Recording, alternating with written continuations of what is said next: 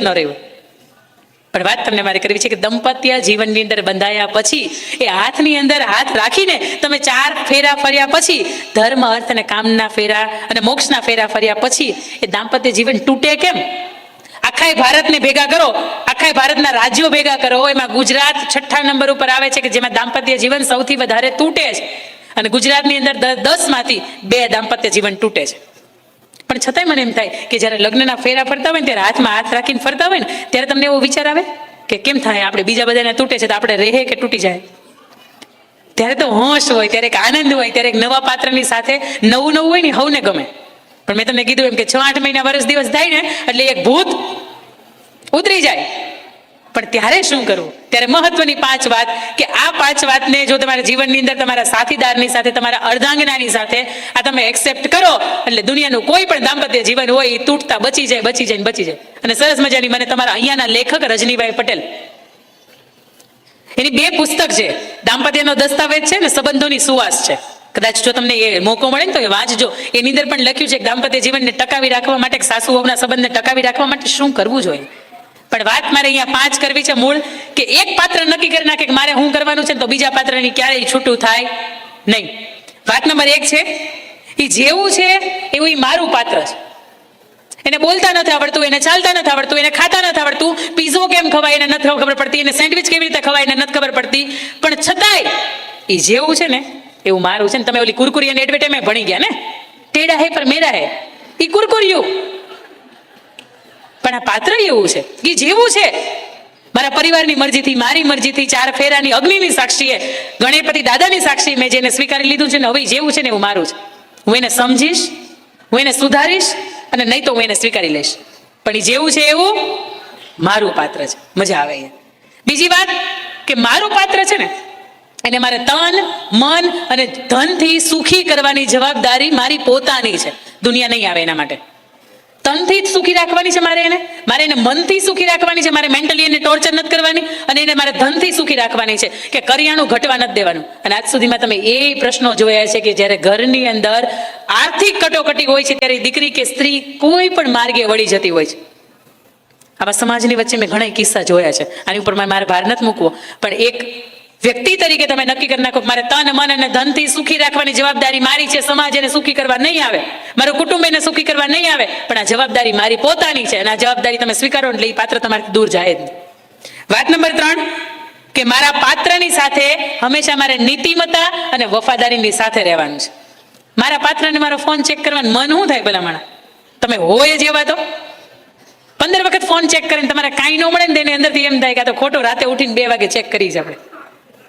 નીતિમત્તા ક્યારે મારે નથી છોડવાની. મારી વફાદારી છે ને એને મારે આજીવન નિભાવવાની છે. છેલ્લો શ્વાસ હોય ને તો હૃદયની અંદર એકનું જ નામ, એનાથી વિશેષ કાંઈ નહીં.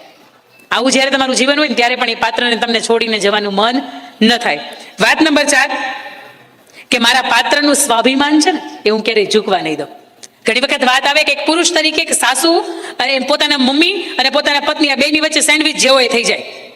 પણ ત્યારે પણ એમાંથી સાચું કોણ છે ને ખોટું કોણ છે ને આ નિષ્પક્ષ પ્રત્યે કહેજો.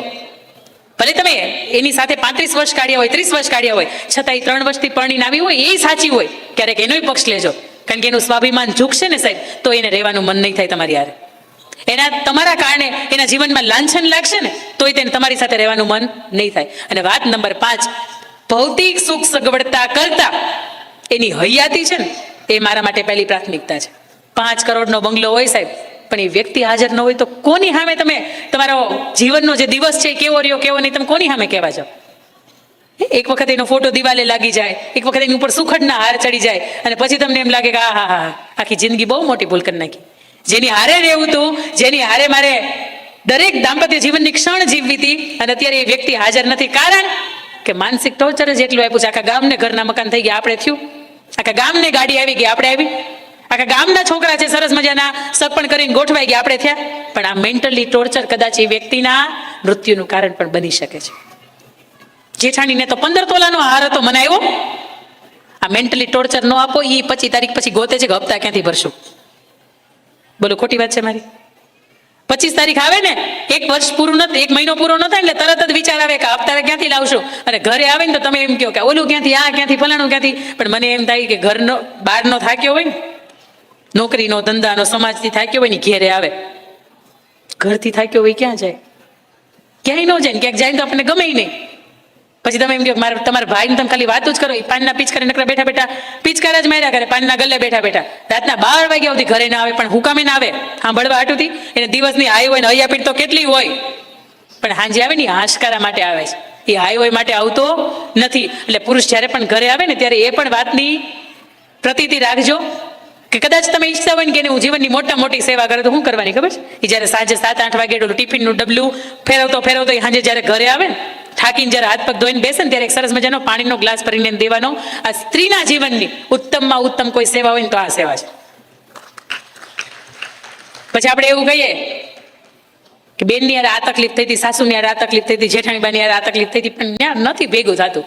અને પછી એ પુરુષને એમ થાય કે આની કરતા 12 વાગ્યા સુધી ઘરે નથી જવું, આ બધા હુઈ જાય ને જવું છે ને હવારમાં બધા ઉઠે ની પહેલા ભાગી જવું છે. અને પછી તમને એમ થાય કે સમય નથી આપતા, ન આપે. પણ વાત તમને મારે અહીંયા બીજી મેં તમને વાત કરી, પહેલી મેં વાત કરી જ્યારે સગપણની અંદર કઈ કઈ બાબતો છે એ ધ્યાનમાં લેવી જોઈએ. ઘણા કાનજી દાદા જેવા હોય કે વાલા તારે આ નથી ને વાલા તારે ઓલું નથી ને, પણ અહીંયા એવું કોઈ કાનજી દાદાનું ઠેકાણું નથી જ્યાં તમે તમારી રજૂઆત કરી શકો. અહીંયા તમે જે છો એ સગપણ સંમેલનના માધ્યમથી કરી શકો. વાત નંબર 2 મેં તમને કરી કે કોઈ દીકરો કે દીકરીનું જોણ બાબત થાય છે તો કયા કયા સવાલો એને પૂછવા જોઈએ. આ ગૂગલનો સબ્જેક્ટ નથી. તમે ગૂગલમાં સર્ચ કરો ને કે મારી દીકરીને કાલે સગપણ માટે જોવા જવાની છે, એ આઈને તમે પૂછો અને કઈ કઈ બાબતો પૂછવી જોઈએ. એમ કે છે તારા આ મારા સિલેબસ બહારની વાત છે, મને નથી ખબર, મારે લગ્ન નથી થયા. ગૂગલના લગ્ન થયા ગૂગલ બાઈની યાર? નહીં, એને નથી ખબર. પણ આપણા અંગત સવાલો એવા છે કે જેને તમે જિંદગીભર જીવી શકો એ વાત. અને વાત નંબર અહીંયા મારે તમને 3 કરવી છે. ત્યારે તમે સાંભળ્યું હશે કે કોઈ કુંવારા જુદા થયા. મેં તમને શરૂઆતમાં વાત કરી, કુંવારા જુદા ન થાય, એ તો ઓકણા પોખણા થાય, કેટલી નજર ઉતારાય, એક પાત્ર ઘરની અંદર આવે અને એ પાત્રની આપણી વિચાર શ્રેણી ભેગી ન થાય એટલે એ જુદાપણું થાય. મેં તમને કીધું હોય કે લગભગ દીકરામાં ઓછો વાંક હોય, જોકે દીકરીમાં ઓછો જ વાંક હોય. મને એમ ન થાય કે હું બેયનું પેલું કરું, પણ વાત તમને મારે અહીંયા કરવી છે કે 5 સ્વરૂપ દીકરીઓના એવા હોય કે એના જીવનમાંથી બેસ્ટ રીતે પસાર થઈ હોય ને પછી આખા સમાજ માટે ઉદાહરણ રૂપ બનતી હોય કે પહેલું એનું સ્વરૂપ એટલે દીકરી, દીકરી સ્વરૂપે જન્મ લે છે. એનું બીજું સ્વરૂપ એટલે બેન, એનું ત્રીજું સ્વરૂપ એટલે પત્ની, એનું ચોથું સ્વરૂપ એટલે વહુવારું અને એનું 5મું સ્વરૂપ એટલે માં.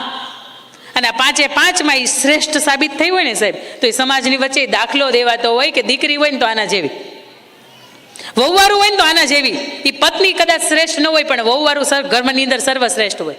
મારે તમને અહીંયા 5 વ્યક્તિત્વની બહુ નાનકડી વાત કરવી છે, કારણ કે 1:15 થયો છે એટલે તમને ભૂખ લાગી હશે.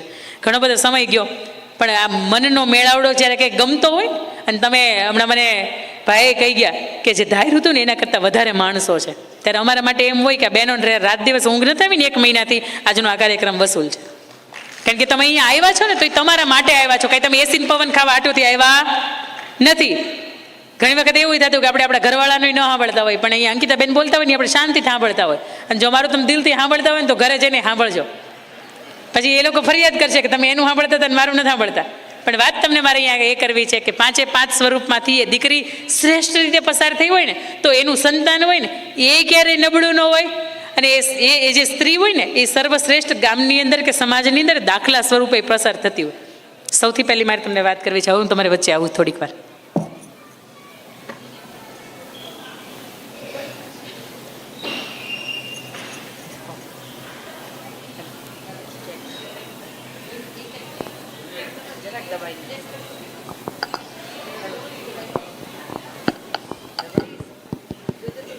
હેલો, બરાબર છે.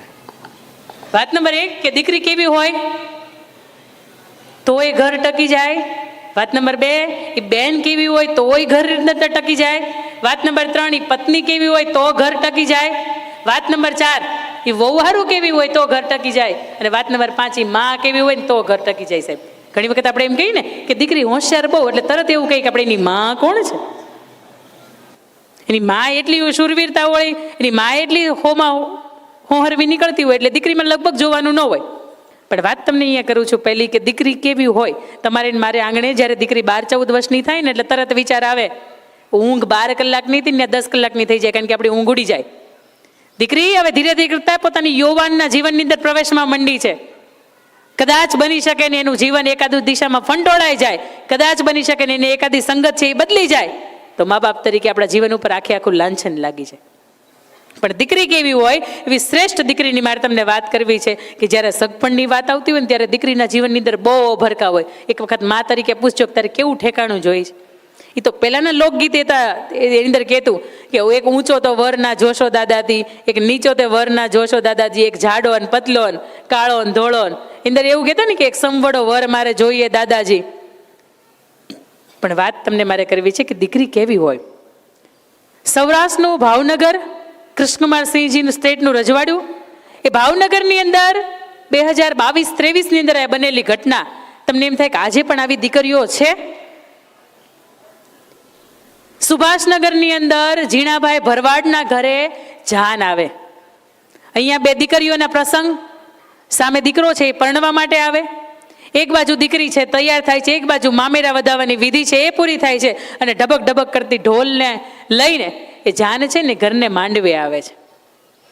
બને છે એવું કે દુલ્હનના રૂપની અંદર હેતલબેન નામની દીકરી છે, એને એ જ સમયે હાર્ટ એટેક આવે છે ને દીકરીનું દેહાંત થઈ જાય છે. આ વાત સાંભળ્યું ને, હજી હું કદાચ 10મી વખત વાત કરતી છે ને તોય મને મારા શરીરમાંથી ધ્રુજારી ઉપડી જાય કે આ ઘટના આપણા પરિવારની અંદર ઘટે તો એ સમયે હાલત શું થાય. ઘડીક વાર તો ઓહાપો મચી જાય છે. પણ આ 5 વડીલો બેઠા હોય ને એ ઘરની અંદર, એ જે ઝીણાભાઈ ભરવાડ છે ને એને પણ વડીલોને પૂછ્યું કે હવે શું કરવું જોઈએ. એટલે વડીલોએ જવાબ આપ્યો કે આ કાળિયા ઠાકરને જે કરવું હતું એને કર્યું, પણ હવે તો આ જાન માંડવે આવી ગઈ છે, આ જાન પાછી ન વળાવાય. કારણ કે એમાં તો આપણી ઇજ્જત છે, એમાં તો આપણી માણસાઈ છે. એ ઝીણાભાઈ ભરવાડે નક્કી કર્યું કે મારી નાનકડી દીકરી છે ને, મારી જે મોટી દીકરીનું આ ઘટના તે બની એની વિધિ આપણે પછી કરશું, પણ જે જાન માંડવે આવી છે તો એની અંદર મારી નાનકડી દીકરી છે ને એને હું પરણાવવાનો નિર્ણય લઉં છું. નાનકડી દીકરીને એની બેનપણીઓ પૂછે તું કે તો ખરા કે તને ઠેકાણું ગમે છે કે નહીં, તું કે તો ખરા કે તને પાત્ર ગમે છે કે નહીં, તું કે તો ખરા કે તારું ભણતર વધારે છે એનું ભણતર ઓછું છે, તારું ઠેકાણું તેની તને બનશે કે નહીં, તને ઘર પરિવારની અંદર ફાવશે કે નહીં, તું કે તો ખરા, તારી હા કે ના તો કે. પણ સાંભળજો, આ દેશની આદર્શ દીકરી કોને કહેવાય. એ દીકરીએ તરત વાત કરી કે મારા બાપાએ નક્કી કર્યું છે ને કે હું એ જગ્યાએ લગ્ન કરીશ.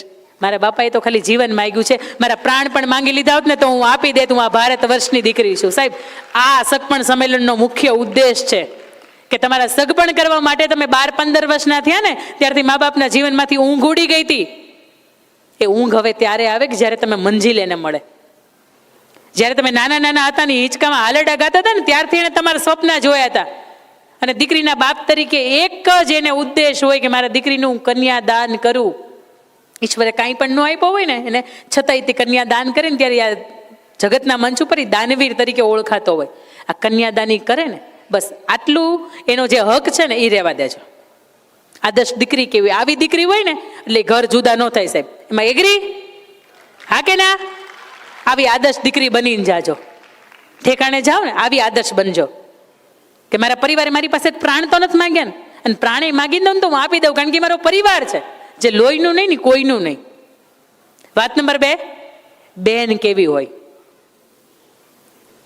એક ઘરની અંદર 2 ભાઈઓના ભાગ પડતા હતા. 2 ભાઈઓએ નક્કી કર્યું કે બેનને બોલાવવામાં આવે. મોટા ભાઈએ એવું કીધું કે આ ગાડી તારા ભાગની અંદર, આ જમીનનો કટકો તારા ભાગની અંદર. નાના ભાઈના ભાગ પડ્યા. એ જૂનું ઘર કે જેની અંદર મા અને બાપ 2 વધી ગયા. મોટા ભાઈએ એવું કીધું કે ઓલો બંગલો મારો, નાના ભાઈએ એવું કીધું કે આ પ્લોટ મારો કે એની અંદર હું બંગલો બનાવીશ. બેને એવું કીધું કે ભાઈ તમે તમારા ઠેકાણે, ભાઈ તું તારા ઠેકાણે, પણ આ મા બાપ તમે કોઈ દિવસ ભાગ નહીં પાડતા. આ મા બાપને લાવો, તમારાથી ન હચવાતા હોય ને તો હું લઈ જાઉં, કારણ કે અવસ્થા એવી એની છે કે હવે જીવી નહીં શકે એકલા. આખી જિંદગી એને જો કાઢી હોય ને તો તમારી હારે રહેવા માટે. પણ સાહેબ, આ સમાજની નરી વાસ્તવિકતા છે કે આખા ઘરની અંદર ઇન્ટરિયર તમને એમ કે આ ફર્નિચરની અંદર આ બાના દાદાના ફોટા સેટ નહીં થાય તેથી મા બાપને એમ થતું છે કે આખી જિંદગી આ છોકરાઓની સેટ કરવા માટે અમને નહોતી ખબર કે એના ઘરની અંદર અમે સેટ નહીં થાય. ઘરની અંદર બહાર લખાયું હોય કે મા બાપના આશીર્વાદ, પણ ખરા અર્થની અંદર તમે જોવો ને તો એકાદી કોટડીની અંદર હોય. એ બા 10 વાગે ને, એ દાદા 10 વાગે ને તો એને ચા પીવાનું મન થાય. પણ ઘરની વહુવારું તરીકે તમે એને જો શ્રેષ્ઠ સરસ મજાની આદુ મસાલાવાળી ચા આપતા હોય ને, તો તમારાથી ભલામણા કોઈ ઉત્તમ પાત્ર ન હોય. એ બા હોય ને એને ક્યારેક શીરો ખાવાનું મન થાય, એ એવું કહે ને કે વહુ બેટા શીરો બનાવજો, તેથી ડ્રાયફ્રૂટ નાખીને લસપસ તો ઘીમાં શીરો બનાવી દેવાનો. ક્યાં એને કાઢ્યા છે એટલા કાઢવાના છે. પણ ઉત્તમ બેનને હું કહું છું કે જેથી મા બાપના ભાગલા ન પડવા દે ને, એ આ ઉત્તમ બેન. જે એના ખુદના મા બાપના ભાગલા ન પડવા દેતી હોય, અહીં આવીને એવું ઈચ્છે કે મારા આ મા બાપના ભાગલા પડે, નો ઈચ્છે. વાત નંબર 3, ઉત્તમ પત્ની કોને કહેવાય? તમે મહારાણા પ્રતાપની નામ સાંભળ્યું છે, હા કે ના? મહારાણા પ્રતાપ છે ને, એનો ચહેરો ઝાંખો થઈ ગયો હોય અને મેવાડ તરફ ચેતકની અંદર બેસીને પાછા આવતા હોય ને, ત્યારે એના પત્ની, એના અર્ધાંગના અજબદે પવાર, ઈ એવું કહેતા હોય કે રાણા થાકી ગયા હોય ને તો આ 2 હાથની તલવાર મને આપી દો, આ ચેતક ઘોડો મને આપી દો, મારી અંદર એ તાકાત છે કે આ મેવાડને હું ફરીથી બેઠું કરી શકું છું. આ સ્ત્રી હોય, આ પત્ની હોય ને, એટલે એ પરિવારને જુદું ન થવા દે, એમાં બે મત નહીં. બીજી વાત મારે તમને એ આદર્શ કેવી છે, સીતાજીની કેવી મજાની જિંદગી હતી. અહીંયા આવ્યા, 14 વર્ષનો વનવાસ ગયો, 1 વર્ષ અશોક વાટિકા માર્યા, ફરીથી આવ્યા. ગર્ભવતી હતા, એને એમ હતું કે મારા ગર્ભની અંદર ઉછરતા બાળક છે ને, એને મારે નળન પંચમાસી બાંધે. એને એવું હતું કે મારા ગર્ભના શ્રીમતની વચ્ચે સરસ મજાનો શ્રીમતનો પ્રસંગ જાય, કારણ કે અયોધ્યા કુળની હું મહારાણી કહેવાઉં. મારું તો શ્રીમત કેટલું સરસ હોય, પણ છતાંય આ પંચમાસી નહીં, શ્રીમતે નહીં, અને એક ઋષિના આશ્રમની અંદર લવ ને કુશનો જન્મ થાય, છતાં એ લઈને આવે, સમાજની ટીકાઓ સહન કરે, અને પછી જ્યારે 2 હાથ જોડીને બધાની માફી માગતી હોય ને એવું કહેતી હોય કે રામ, પ્રભુ શ્રી રામ, આપના સિવાય જો કોઈ પણ મેં પુરુષને ઊંચી આંખથી જોયો હોય કે એવી અવળી નજરથી જોયો હોય ને, તો આ જગ્યા છે ને મને ધરતીમાં છે ને જગ્યા ન કરી આપે, બાકી ધરતીની અંદર જગ્યા થઈ જાય. એક ક્ષણની અંદર ધરતી છે પોતાનો રથ લઈને બહાર આવે છે. ધરતીમાં એવું કહે છે કે આવું સીતા, તું મારી જ પુત્રી હતી ને, ધરતી પુત્ર હતી, એ હળ ખેડતા ખેડતા મળી હતી. એ માતાજી છે એને બેસાડે છે, બધાની માફી માગે છે, અને પ્રભુ શ્રી રામની પાસે 2 હાથ જોડીને જાય છે, ને પ્રભુને એવું કહે છે, ત્વમેવ ભર્તા નચવી પ્રયોગ. જન્મો જન્મ મળો ને તો તમે જ પતિ સ્વરૂપે મળો, તમે ન મળો ને તો મારે આ મનુષ્યનો દેહ ને ખાસ કરીને સ્ત્રીનો દેહ જોતો નથી. અને આજની સ્ત્રી એવું કે તમે મળ્યા છો ને એટલે જ તકલીફ છે, 7 જન્મમાં છેલ્લો જન્મ, હવે તમે નહીં મળતા. પણ ઉત્તમ પત્ની કોને કહેવાય સાહેબ? આને કહેવાય. અને આપણી પાસે તો કેવા ધર્મ ગ્રંથોની અંદર લખ્યું છે, સરસ મજાનો એક શ્લોક છે કે તમે મોટામાં મોટું પાપ કર્યું હોય ને તમારે ધોવું હોય ને તો તમારે કાશી વિશ્વનાથ ન જવું પડે, તમારે લાખોના હવન ન કરવા પડે. પણ આપણા ધર્મગ્રંથ તમે ખોલ્યો હશે તો એની અંદર એક સરસ મજાનો શ્લોક છે, અહલ્યા દ્રૌપદી સીતા તારા મંદોદરી તથા પંચકન્યા સ્મરે નિત્યમ મહાપાતક નાશનમ. તમને રાવણને જોઈને ધૃણા કરવાનું મન થાય, પણ એના પત્ની મંદોદરી, એ તમે ખાલી એનું નામ લ્યો ને તો તમારા કેટલાય જન્મોના પાપ હોય ને મટી જાય. આવી સમજણી સ્ત્રી પાત્ર મળી જાય ને તો એ ઘર બચી જાય. મેં તમને વહુવારુની વાત કરી કે ઉત્તમ વહુ કોને કહેવાય? કે એના બા દાદા માટે પોતાનું જે જીવન છે એ સમર્પણ કરી દેતી હોય. એક સ્ત્રી મેં કેવી પણ જોઈ છે કે એને જ્યારે એક પરિવારની પ્રગતિ થતી હતી ને તો અંદર એક ભાઈ એક બિઝનેસમેનનો એવોર્ડ લઈને આવ્યા. એટલે પૂછવામાં આવ્યું કે તમારી પાછળ કોઈનો શ્રેય કોનો? એટલે કે મારા પત્ની છે ને એનો. કારણ કે મારા પત્નીની પાસે એમફાર્મની ડિગ્રી છે, મારા પત્નીની પાસે 2-3 જાતની કળા કૌશલ્યની આવડત છે, છતાં પણ આજે મારે કરોડોનું હાજુ છે ને છતાંય તે રસોઈવાળા કામવાળા આવે પણ રસોઈ તો આજે મારા પત્ની મને મારી જાતે બનાવીને જમાડે છે. આ મારો કોલર ઊંચો છે, આ કોલર વ્હાઈટ છે ને એનું કારણ એ છે કે મારા પત્ની આજે પણ હું જ્યારે બિઝનેસ મિટિંગની અંદર જાઉં ને ત્યારે એની ઇસ્ત્રી પોતે કરીને આપે છે. આ પ્રેમ છે.